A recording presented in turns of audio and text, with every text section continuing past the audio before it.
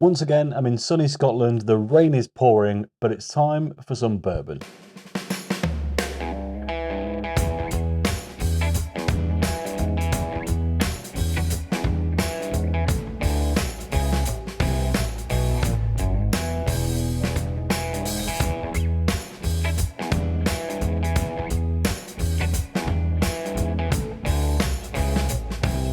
Hello and welcome back to the channel, and yes, once again I am still in Scotland, and this time I want to take a look at a bourbon that I got for Christmas. The reason I wanted to do it here rather than at my studio at home once I got back was simply because, well, it's that good. I was worried that it might all disappear before I had a chance to do a video on it, and it is of course the Colonel E.H. Taylor small batch from Buffalo Trace. I mean, these bottles, as you can see, they barely fit on the screen. I'm a good way away from the camera, and that thing is massive, and the box that it comes in as a result is even taller. But what actually is it? Well, it is a bourbon, a small batch bourbon, and it is a bottle in bond, or a bonded bourbon, which means it comes in at 50% ABV or 100 proof, absolutely flat. This is a Master of Malt reversion. It says Master of Malt 70 CL on the bottom there, if you can see that. I assume that's on there just because maybe for whatever reason it doesn't meet the UK standard in terms of the labelling, but anyway, yes, I opened this on Christmas Day, had a couple of drams out of it, and it was absolutely beautiful, so I wanted to give you that experience as well. Just before we break into it then, we'll take a quick look at the bottle. I'm gonna have to be very careful doing this here. You can actually see it on the front there, nice big label, very kind of old school America styling, looks the part, and as we turn it around, you can see there is a heap of information on the back there about who Colonel E.H. Taylor was, and we'll get into that a little bit later. But in effect, Colonel E.H. Taylor is kind of noted as being the, I guess, the innovator of modern bourbon. A few weeks ago, I reviewed Elijah Craig, and Elijah Craig as the person was considered to be the originator of bourbon. Well, now we've got the modernizer of the spirit. So let's get into it. Just while I pour this, I will put the mash bill for E.H. Taylor on the screen now because I'm away on holiday effectively. I've not done all that much research, but it'll be on the screen for your information. I think it's the same as the regular Buffalo Trace, but I'm not 100%, so I'll also let you know that. Good cork pop on this one.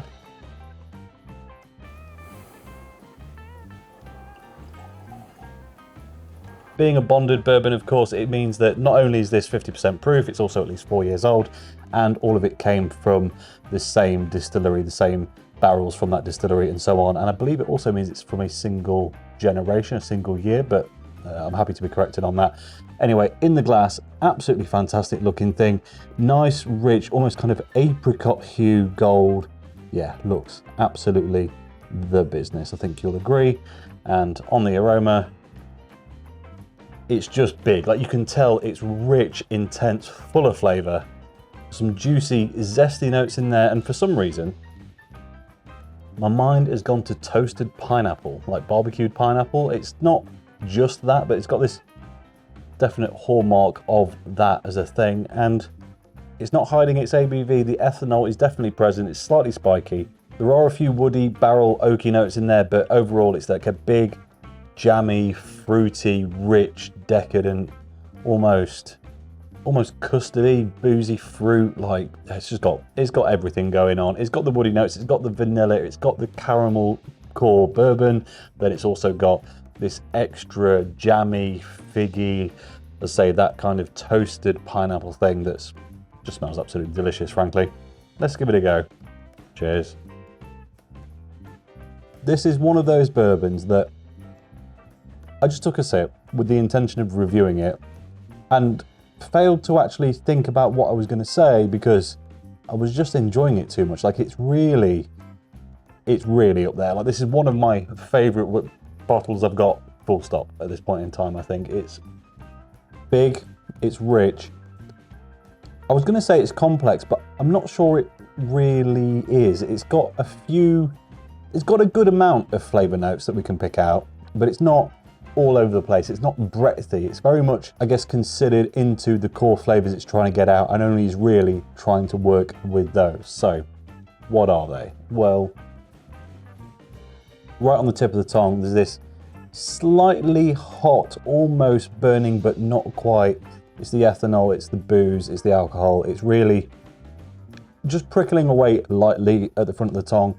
There's a few more charred notes. It's not distinctly kind of woody or barrel at that point. It's more kind of almost burnt toffee. And then as we get further back, a few zesty bits, something reminiscent of that kind of charred pineapple from the aroma. It's not going all the way though. It's lingering more into kind of caramelized citrus peels, orange peel, that kind of thing. And as it peels away, it's almost, there's almost something licorice-like. I review a lot of beer and a lot of dark beer in particular, which often has licorice tones.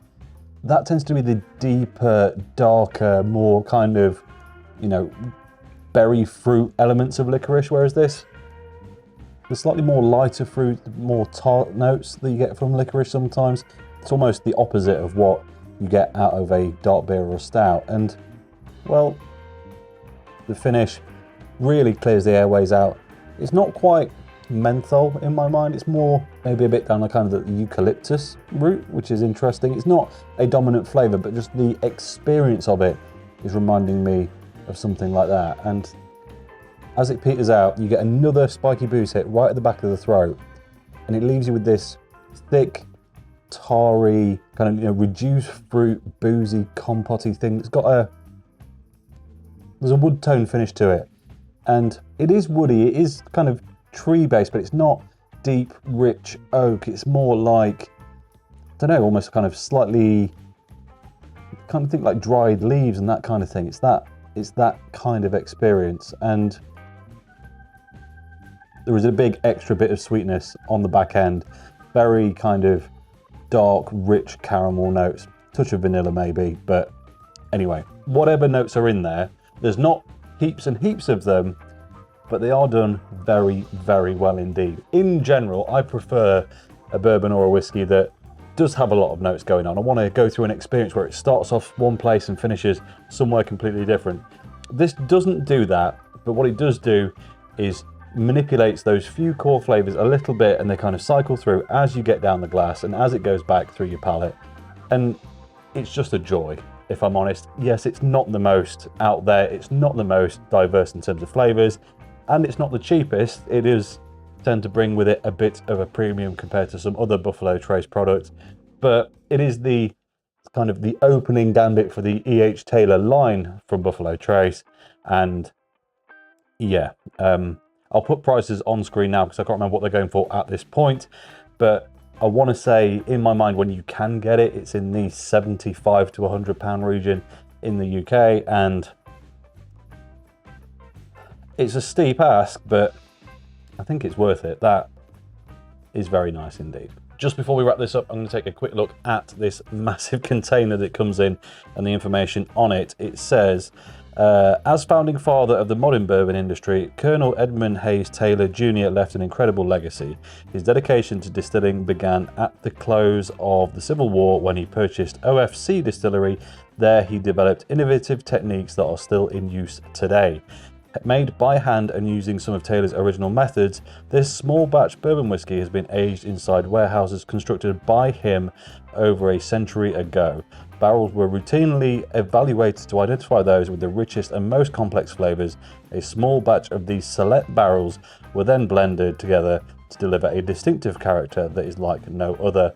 It is a true sipping bourbon that honors the uncompromising Colonel Edmund Hayes Taylor Jr. That was a mouthful and very difficult to read because you have to kind of go from one entire side of this massive tube to the other every time you go break onto a new line. But that's a little bit about him. There's some great stuff on here. If you look at that, it's just heaps of information all over the packaging for this. It says E.H. Taylor Jr. occupancy of first place is not accidental, is fundamental. It's all the old school packaging, I think, from those original E.H. Taylor bottles, but yeah, it is a great look into the past with, I'm sure, quite a lot of modern flair added to it.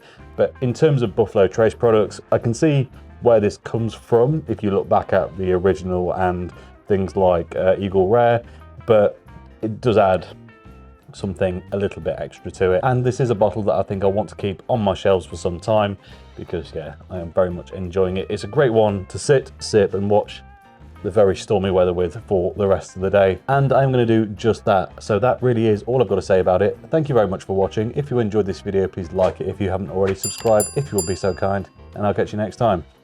Cheers.